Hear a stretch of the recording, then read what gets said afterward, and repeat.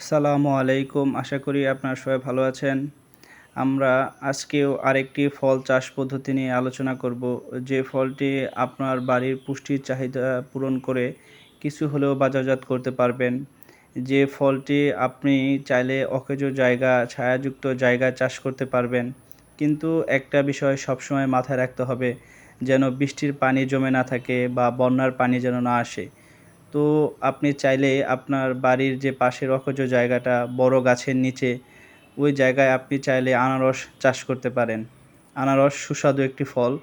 আমি মনে করি এটি আপনি ১ম বছর চাষ করলে পরবর্তী বছর আপনি অবশ্যই ভালো একটা ফল পাবেন।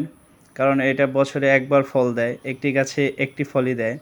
তো আপনি পরীক্ষামূলকভাবে আপনার পরিবারের পুষ্টির চাহিদা মেটানোর উদ্দেশ্যে ৪-৫টি আনারসের পোয়া লাগিয়ে রাখেন, দেখেন কি হয়।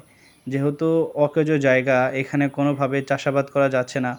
তো আপনি চাইলে আনারস চাষ করে আপনার এই অপরিত্যক্ত জায়গাটাকে চাষাবাদের আবাদযোগ্য করে তুলতে পারবেন।